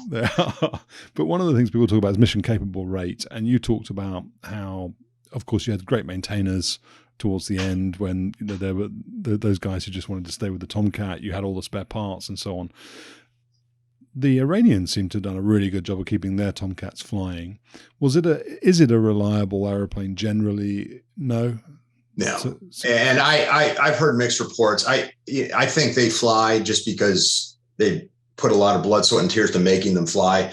I don't think those things are mission capable. And I can tell you that the M54s that we sold them, first off, they were M54 Alphas, which was primarily a useless weapon. The first iteration of the Phoenix. And it takes capable, knowledgeable, and the parts people to maintain those missiles. So, I mean, you think about it. If we sold them those are 40-year-old missiles. I promise you, none of those missiles are coming our way. If we were to go over the border with Iran. They may throw up some F-14s, but it isn't going to have a working Phoenix on board. And I have a hard time thinking, by the end there were only probably 30 or 40 maintainers that knew how to keep an AUG-9 running. That's an R Navy. I promise you there isn't anybody keeping their AUG-9s running. And without the parts, I have a hard time believing those things do anything other than take off, fly attack, and approach back to their airfield. So I'm not real worried about what Iran's doing with their F-14s. That was the death knell of the Tomcat, though. You're right, is that it was a hard plane to maintain. Everything about the F-14, quite honestly, it was hard to fly. It was hard to fight. It was really hard to fix. Quick story. So the panel fasteners on a Tomcat were fastened by a thing called a tridar. All right. So it was a Grumman specific fastener, and we had on a panel that was, we'll say 3 feet by 2 feet. They were every inch. I'm like, I don't know how fast you think this plane's going. That panel is not coming off. And then you look at the Hornet. And so every time you had to replace a box, you got a guy with his tridar and he's doing, and there's 75 fasteners around this one panel. You do the math on that with 2 guys doing whatever. I mean, it took 10 minutes just to get the panel off. I'm sitting there watching a Hornet next to me. And this is when I was a young guy. He had a box, he had to get replaced. A guy go with a T-handle, go click, click, click, click. There were 4 fasteners along the bottom, 4 on the sides. That was it. In like 7 seconds, he had his panel open, his box replaced. My guy's halfway through the F1 Formula Speed, pit stop. And I'm like, dear God, they figured apparently that panel isn't coming off with just the 8 fasteners. So some of the things that we had in the Tomcat were absolutely over-engineered because that added to the time. Everything about the F-14 was hard to fix. So by the time we went away, I think they were saying it took like 20 maintenance man hours per flight hour, where the Hornet was almost 1-to-1. I mean, that's a massive footprint. So we got it down with the F-14D because it didn't. That was a much more reliable aircraft, but it still was never what the Hornet was. The Hornet's just a very reliable aircraft, and the Super Hornet's the same way. It doesn't break. When it breaks, it's very easy to fix. Going back to the Iranian side of things, you right at the beginning of the conversation talked about how when in those last few weeks in September of 2006, you flew some aircraft to museums and so on, and you flew some to Davis Monthan to the boneyard. Mm-hmm. And then I think the Navy, I don't know if it was the Navy that decided it or if it was the administration and therefore the Secretary of the Navy or whoever it is said, well, we're going to just go and pulp all those other Tomcats because we don't want the parts falling into the hands of the Iranians. You've already talked, without mentioning it, about your love for the airplane, your affection for the airplane, flying it for 20 years. Without using those words, I'm creating that sort of emotion. I don't know if that's how you really feel about it, but was that a painful thing to watch or to see or to learn about? Did you feel an affection for the metal that is the airplane? You can't fly a plane, and any pilot will tell you that. If you fly a plane that long, especially as one as venerable as the F-14, you grow an attachment. And I'll share a quick story. We flew the last F-14 up to Republic on Long Island. So where the actual Grumman Iron Works were, where they built all the F-14s. And there were 5,000 people surrounding the airfield. And these are people that made F-14s and made part of the Grumman Iron Works. And it was a very emotional day because the last thing that you do, I don't know if you're familiar with how. So I didn't have a lot of issues with the F-14D because there aren't a lot of parts. There, if it fit in an F-14A, very few parts from the A worked in the D and vice versa. So when they were pulping a lot of the planes, it was the A's and the B's because the B outside of the engines was identical to an A. So the A's and the B's were getting pulped. The D's, they were calling demilling. So they took anything that could be used in another version and they took them out. And there wasn't much. One of the things was the engines. So the last thing that they would do when you're bringing the plane to a museum where it's never going to be used is as the engines are spooling down, you pull the fuel shutoff handles and you fire the fire extinguisher bottles down each of the engines, which basically ruins the motors. Oh, wow. So that's the last thing you do. So as the crew's shutting down the plane, you hear the engine shut down and you realize this is the last time anyone's going to hear an F-14 wind down. And then you hear them blow the bottles and you hear the engine choke.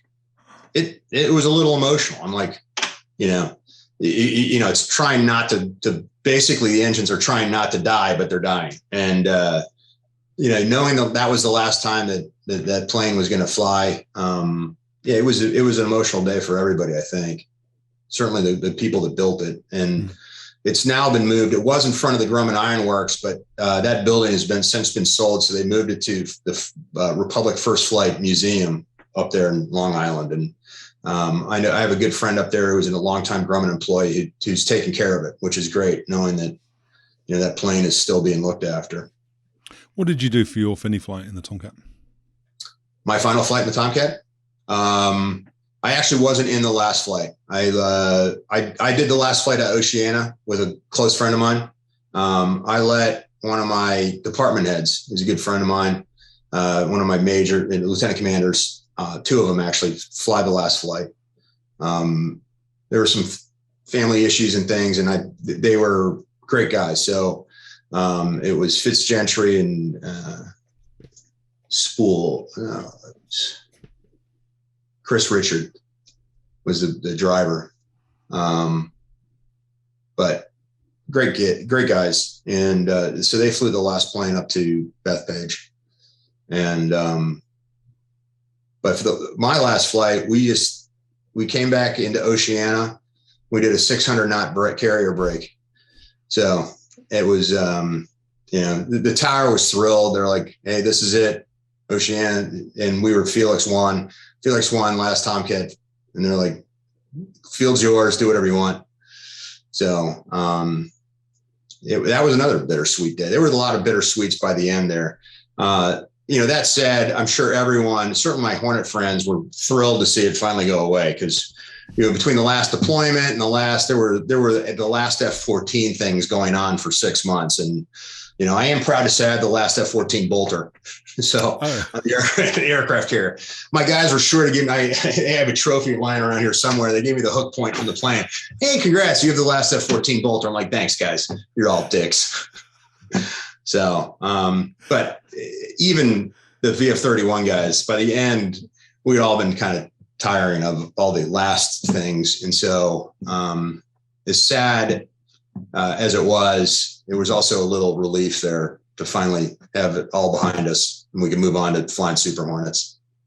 As the CEO then, did you feel a sense of, you've kind of already referenced the fact that, taking it back to the factory where it was built, all those people, lots of people had an investment of some description or another in the airplane, but did you feel an obligation or a sense of responsibility to do something special? Did you throw a bash where everybody was invited?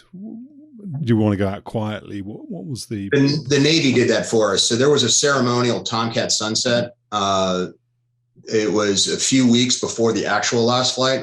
There was a ceremonial last flight where we had hundreds of people back in. A lot of F-14 people made the journey back to Oceana for it. And some people think that was the actual last flight. It was probably 3 weeks prior to the actual last flight. And so there was a big ceremony, and that was sort of the rest of the world's opportunity to finally put the F-14 to rest.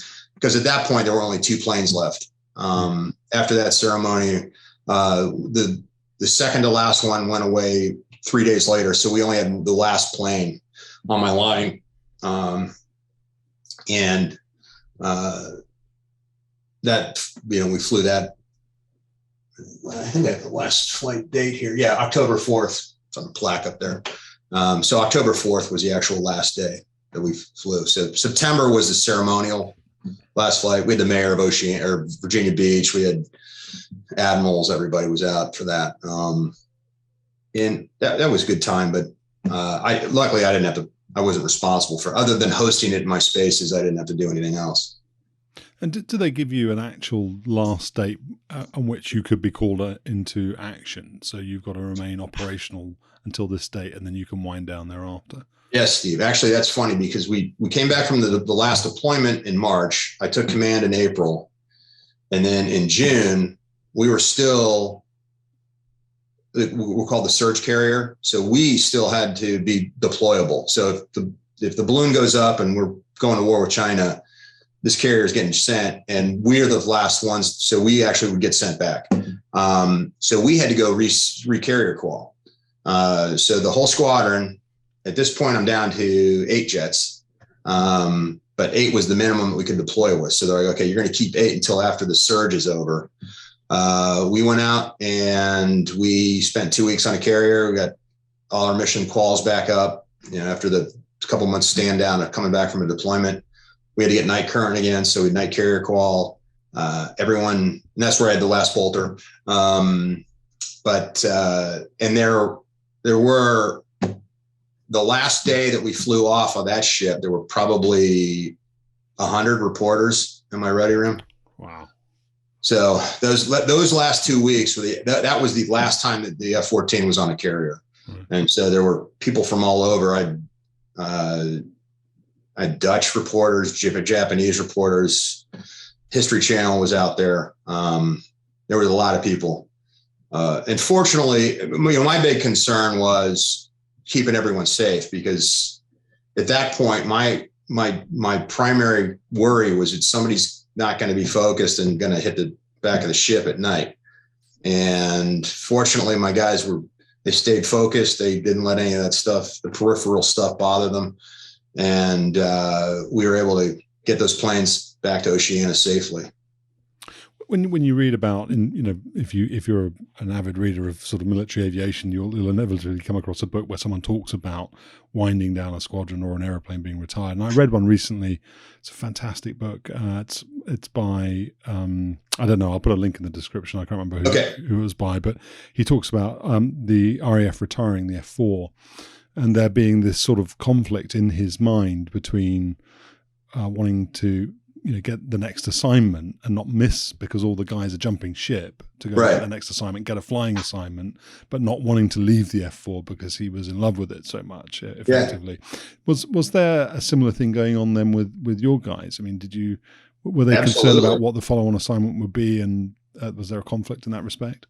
Yeah, I think everyone, I requested F-14, when I screened for CO, you put in your what you'd like to do. And I said, I want to just fly F-14 still, if I can. I said, that would be my first preference. So you could kind of slot them out. So they knew that I at least wanted to stay. Some guys, as you alluded to, were ready to transition and get on with flying the Super Hornet.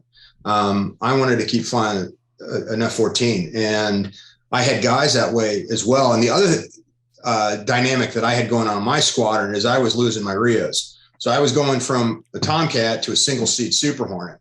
So in addition to, Tomcat squadrons were inherently bigger anyway. We had more planes. We had certainly more guys because we had 2 seats. At one point I remember my first all officers meeting as a CO of a Super Hornet squadron. My duty officer is one of my best guys. Drama was his call sign. I'm like, Drama, where the hell is everybody? He's like, Skipper, this is everybody. And I'm looking at it and I'm like, there's 5 guys sitting in seats because I haven't gotten all my new Super Hornet guys yet. And so the other guys have already gone to other squadrons. So I'm sitting, I'm like, all right, AOM's canceled. We're just going to the O Club. Let's go drink. So we had, and because I'd lost all my RIOs, and what I was able to do is I was able to at least protect my RIOs, who now Wizzos, by the way, in the Super Hornet. I was at least able to keep them in my squadron to go through the FRS, the RTU for the Air Force guys. So they could at least train in the Super Hornet with us because the option was that they were all going to Lemoore. So they were not only getting kicked out of the Tomcat, but they were getting sent. Most of these guys are getting sent out to California, Lemoore. And I don't know if you know about Lemoore, but it's not a garden spot. It's not, it's a great place to fly. I'll put it that way. It's like Fallon. It's like, it's great flying. When people say it's great flying, the rest, everything else sucks. So these poor guys I was able to at least keep them in Oceana and Virginia Beach another 5 or 6 months before they got shipped out to Lemoore, into the high desert. And so, we went through that, but going to a single seat squadron, I think, was a big transition for all of us, because you lose some of the camaraderie. Single seat squadrons tend to be candid, they're just less fun. And the reason they're less fun is because there's still the same amount of jobs generally, but now there's just half as many people to do them.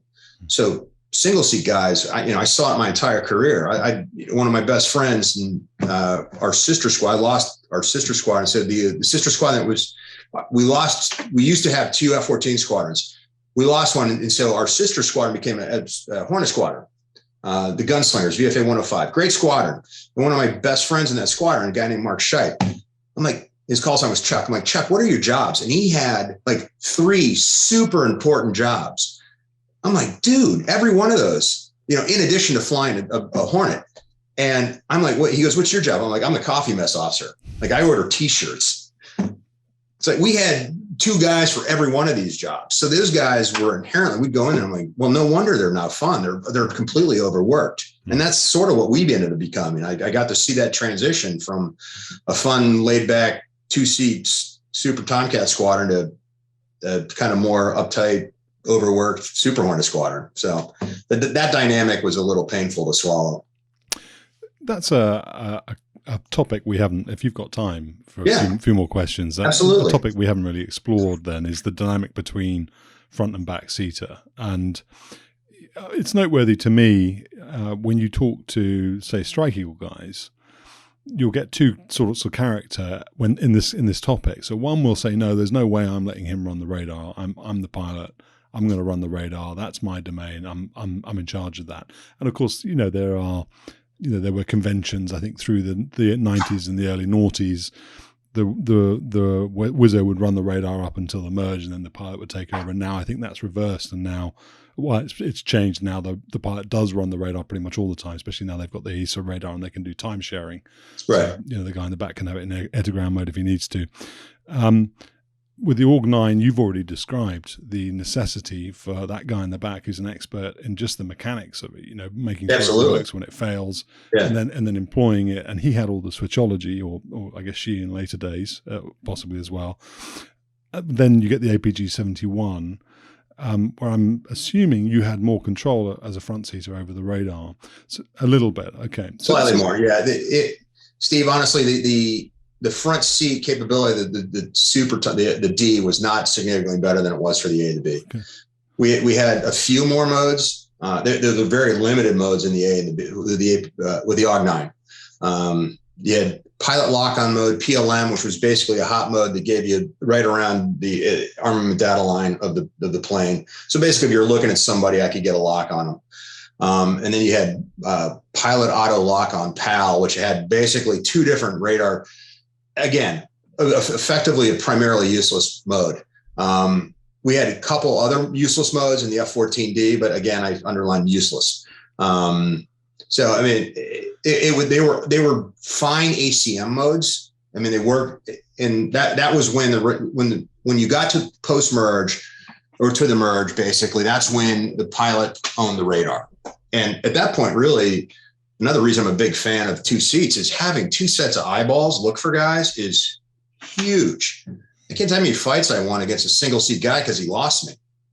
It's like, and I don't know how you lose. And I'm in a Tomcat. I mean, so if I'm not blocking out the sun, I don't know how you lose me.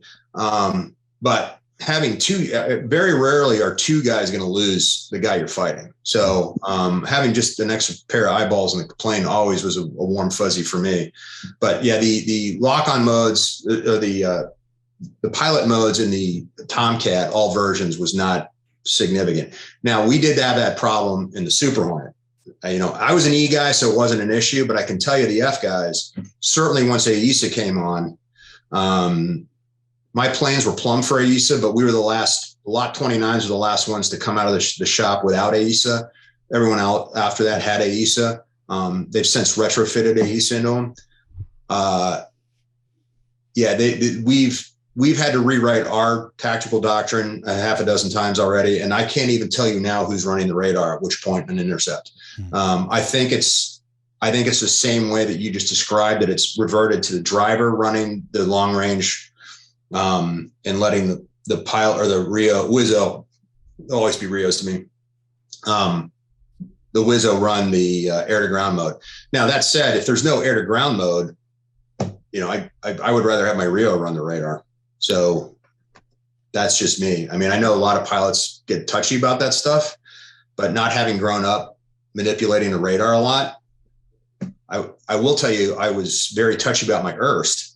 The F-14D IRST is something that, they're now retrofitting it on the Super Hornet, which is funny. They're putting it on a drop tank, but that's the Legion pod, is it?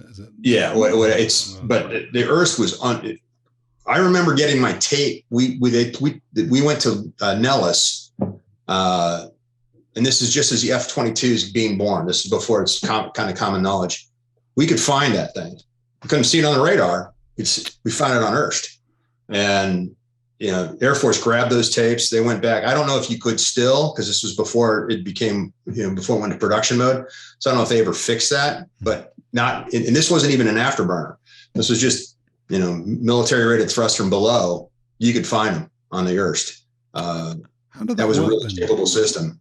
I mean, I don't mean how did it work as in what, I think we know how it works, but how was it presented to you? Did you was it displayed to you or the guy in the back, or? It was you could call it up on any MFD. Okay.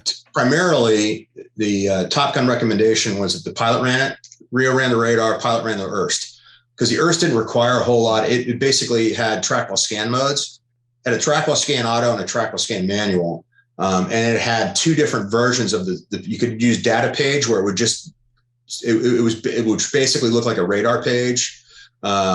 Not a raw radar page, but just, it would give you track files and whatnot. Like a B-scope. Right, exactly. I wasn't a D baby, but when I was a department head, I went to a squadron, and probably the best D driver that ever lived, a guy named Keith Kimberly. He was a D baby from, the inception. He had almost 3,000 D hours. So he was my roommate. I'm like, all right, dude, you got to teach me how this IRST, what is this IRST and what can it do for me? And by the time we would have, Grumpy and I will have fights all day over who was the better IRST operator, because that thing, I would run it in raw image mode. So you're literally, and the cool thing about the image mode is when you threw it out there, you could see the clouds. You knew exactly which section of sky your radar was looking at by what was on your image. So, here's a great example. So we're in Iraq. Our tanker is 190 miles away. I can see it on Link 16. I know exactly where he is, and I'm looking. And of course, even AUG-9 isn't going to find him. APG-71 isn't going to find him at that range. The IRST. I throw the IRST up there, and there is a big plane with three little planes behind it on my IRST at 190 miles. And I locked it on, and you could slave the radar to the IRST. So I go, hey, the IRST's locked on the tanker. And the guy he was pissed first off. He's like, you bastard, you found him before I did. And then he couldn't get a lock to 100 miles. So he's finally 100 miles. All right, I've got him locked. I'm like, I'm glad you could join the fight. But the IRST was a massive capability. And that was another thing I was pissed about in the Super Hornet. I'm like, where's my IRST? It doesn't have one. I'm like, why not? I'm like, man. I'm like, great answer. And it's not the MiG-29, SU-27 shitty Russian IRST. This is a real weapon capability. Wow. Yeah. So there's another question I wanted to ask you, and it kind of relates to a little bit to what you're talking about, which is the proliferation, potentially or maybe not, of UAPs, unidentified aerial phenomenon. For anybody who's not familiar with the acronym, used to be called UFOs, but more acceptable to call it UAPs. Again, Another conversation I was having with someone recently was the increased number of AESA radars may be the reason why there is a corresponding increased number of UAP sightings, because these things can be spotted by AESA, but maybe not by planar array normal radar, radars like APG-71, APG-70. Did you ever see anything like that? Did you ever see anything on IRST that corresponded? I did not. No. I do know I'm very good friends. One of the guys in my Top Gun class is the guy that started a lot of this in the Navy, Dave Fravor. It's call sign Sex, or I guess it's X now. But he's been in TV shows and whatnot because and I would have thought that was all crazy crap, but I know Sex. He's a great dude. He's a smart guy. And I have no doubt that, if he's saying he saw it, he saw it. So I don't have any personal experience with it, but other than, guys I know I trust have said they've seen things that, hey, I don't know what it is. And I think the new acronym probably makes sense. I mean, who knows what it is? I mean, how long's Dark Star been around? So it's like, who knows what the Skunk Works is doing next. But this was not an area where you expect to see something. He was over the water on the east coast of the U.S. So he was like, said he went left to left with it. And he had HUD footage. Of course, that went away. So who knows where that is. But he swears that he saw something. And like I said, I trust him. But I never had any sightings of that. And the IRST, it picked up a lot of stuff. But like I said, it all made sense at the time.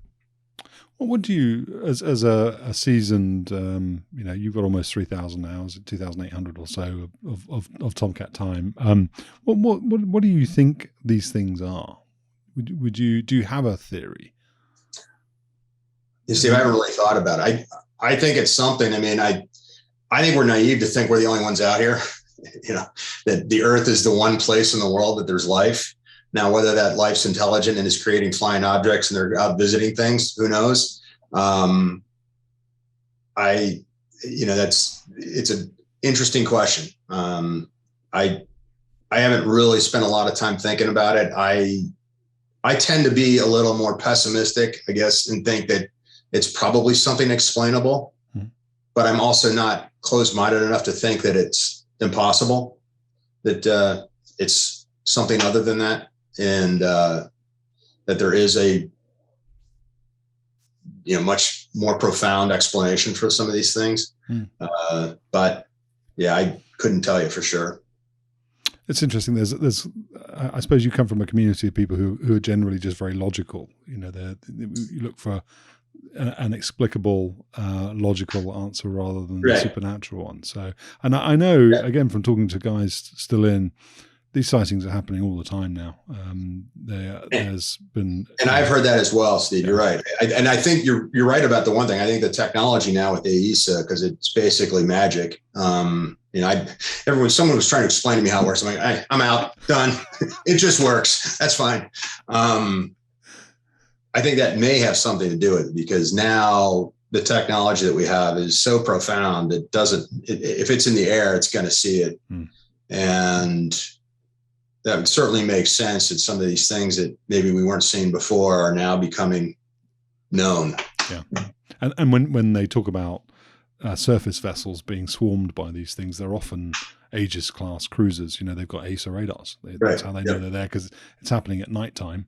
Yeah. And it's queuing their IR systems so they can actually sort of pick them up and see them. So another question I wanted to ask you just for your opinion on, which is more down to earth. No pun intended, but is the sort of automatic carrier landing capabilities that the Navy's had now for I don't know how many years. And again, I just have to put my hands up and say I'm not that well versed on it. But there was I read recently that it's so accurate that they actually have to build in a sort of an inaccuracy, let's say, because the deck where the hook hits is beginning to sort of get worn out. Yeah, get worn out. So then they have to build in some tolerance for, moving the they move the target wires. Yeah. So I mean, as an old school guy then who started in the F-14A with no real sort of aids, I guess you had some kind of automatic carrier landing system, but probably nothing that sophisticated. Nothing I would use. Nothing you would use. Okay. Yeah, not an F-14A. How do you feel about that? Is there a natural tendency to revolt against such technological advances, or do you embrace it? I guess I'm a bit old school on it, Steve, to be candid, because I do think that one of the things that I wanted to be a carrier aviator because I saw the right stuff when I was in high school. I saw Alan Shepard flying an A4 off a boat, and I thought that seemed like the coolest thing in the world. So that was my goal, and I was fortunate enough to be able to achieve it. I do think that carrier aviators of past will tell you that that was, something to be proud of, and it's difficult. It's certainly night carrier landings. It takes hundreds of hours, hundreds of landings at night before you get even marginally comfortable, and you never get comfortable. So, the day becomes pretty routine, but the night, even as a senior guy with over 700 traps, I can tell you that the night never becomes routine. That said, the capabilities that we have now, the system, they call it magic carpet, and because it effectively is a magic carpet. And, people bitched about the F-14D because it had a mode 2 delta. So it had a flight director. You basically put the velocity vector inside this box, and it actually took into account the pitch of the aircraft carrier, the roll. And so it was like a video game. And, you couple that with the direct lift compensator, the DLC on the F-14, and it actually became it went from being the turkey, where it was an awkward bird that shouldn't be flying. The D was a landing machine. It was actually a very capable, certainly in senior hands. But the Hornet has always been a good lander. The Super Hornet is a little trickier than the Hornet, but it has great systems. And now with the addition of this magic carpet, they are, as you said, it is a perishable skill. So I will tell you that the thing that concerns me is that someday there's going to be a kid that's going to come back to the carrier. His magic carpet isn't going to work, and he's going to actually have to fly the old school, no kidding, mode 1 to touchdown, or mode 3 down to touchdown. And, the question is he going to be able to do it? I think that it's a fine line between training and maintaining that capability, and then just saying, okay, if the guy can't land, if he can't do magic carpet, there's even talk about if magic carpet's down, that nobody lands on the ship. Oh, really? Yeah, they're taught. It's like, okay, it's such an emergency. It'd be like, okay, if you lost an engine and you have a divert in sight, in the old school days, like, hey, bring them aboard. We're going to fix it here. As we started to do more ORM and other safety related programs, like, hey, there's no sense in bringing back the ship. Just send them over to Bahrain or somewhere out there, which is great if you've got a divert. But we routinely fly what's called blue water, which means there's nowhere to land. You're in the middle of the Pacific Ocean. You can land in the water. That's your option. So I think you still need to be able to train to that capability. I still think that you need to practice enough, whatever that requires, to make sure a kid can safely land the plane without all the auto systems at night. And I do know that, like, we used to grade our landings. It was I don't know if you've heard of the Greenie board or saw it, but there was literally a board with all the pilots' names, and each landing's graded on a 4-point scale. So the two primary grades are a fair and an okay. An okay is an A, a 4.0 landing, and a fair is a B. It's a 3.0 landing. And then you've got a no grade, which is a stitch, which is a 2.0 landing. So, and the good guy, and they're all color coded. And if you got an A, if you had a okay landing, so the best you can do is okay. You got an okay landing, you got a little green tile next to your name. So it's called the Greenie board. Well, they've taken the Greenie boards down out of the ready rooms. So on the carrier, guys would go in, we'd go brief with other squadrons. The first thing every driver does is you look at the Greenie board to see who's crushing it. And of course, there's bragging rights that get involved with that. But now the boards are gone because everything's green, because everyone's landing on the magic carpet. And so it's like, okay, everyone's getting green. It's like there's no skill required anymore to land on the ship, or at least not as much, because as a matter of fact, they've said in order to compete for the top hook, so these grades, you can't land to have your grade count, you can't land with the magic carpet on. Wow. So yeah, I guess long-winded reply to a quick answer, but I think that you need to be able to maintain that capability, because I think that's the essence of carrier aviation, to be able to hand fly a plane to the deck in bad weather at night on a pitching deck. And that's, I think, the core of what separates carrier aviators from everybody else. And if we get rid of that, then it's just, you're a drone driver sitting in the plane. I mean, there's no difference. Do you think, I'm sort of, maybe sort of taking the topic a bit too far, but do you think that actually somebody flying an F-35 is that much different from that anyway? I mean, you're going to base your game plan on technology that you think work. And you already mentioned you were more at threat in 2003 from a Patriot battery than you were from an Iraqi SAM battery. So is there just generally an over-reliance on technology? And where do you draw the line? Because presumably you do have to be reliant on technology. So, okay, don't use magic carpet, because all it means is you're just, you're sitting in a drone. But then if you're an F-35 guy and it's looking out and sucking up, the big picture of the, the world around you, and it's just saying, well, here are all the bad guys and these are the guys you should shoot first, and all you've got to do is consent. Yeah. And I don't know. I'm not even asking a question. I'm just. No, Steve, you've made great points. And I think my limitation, my concern with technology, I'm going to limit it to landing on a carrier, because I think that's, again, a core skill.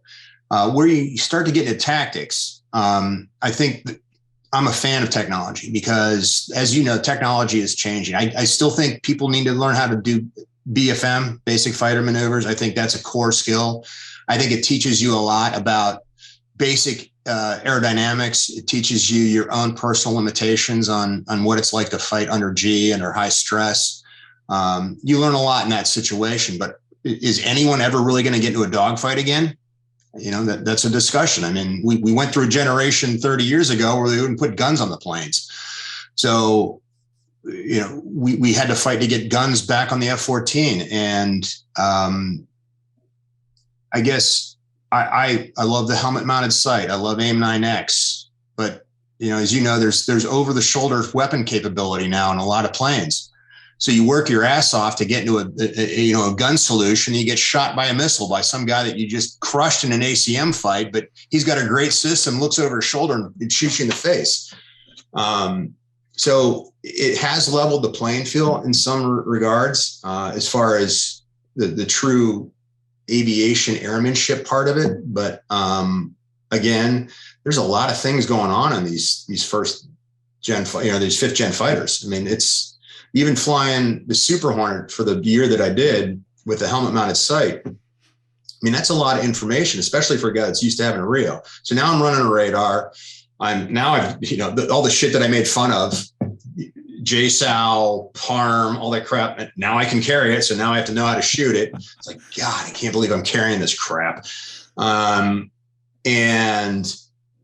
on top of that, I still got to learn how to fight and fly and use radar and all the other things. So there are a lot of requirements we're asking of our new fighter pilots that weren't an issue way back when. If you're flying an F-8, guess what you're worried about? ACM and how to gun. It's like you had some very limited capabilities there. Landing the thing on the boat too. But that's what you practice and that's what you got good at. Now we're asking Super Hornet guys, we're asking Joint Strike Fighter guys to, here are the 75 weapons that you can carry on these things. Here's the 55 different ways you can manipulate the displays to have them work for you, on top of your helmet mounted sight and everything else. So I don't know where I'm a fan of the technology, but at some point we are saturating these guys. And I will fall back to my earlier answer. That's a big reason I like two seats, because so many of these capabilities, it'd be so nice to have somebody help you work through it all. I mean, I know there's hardcore single seat guys out there, but I can tell you, having flown single seat and two seats, if you're flying with the right guy, two people can be 3 or 4. Now, conversely, if you're flying with the wrong guy, 2 people can be 1.5 pretty quickly or less. Yeah. I've flown with those guys too, where it's just like all your situational awareness is getting sucked into the trunk. It's like, thanks a lot, dude. And that's where I get the single seat argument. But, as I said, when I'm flying by myself, I'm always flying with somebody good. But that said, I would rather fly with another guy that's really good than fly by myself. Yeah. if that makes sense. And I think that with the technology that we have out there today, I think it becomes even more important to remember that crew concept, because there is just a ton of information that I'm not sure one guy can process all of it. Especially you start throwing the link picture in there too. I mean, all the sensors that we have, it's like, Christ.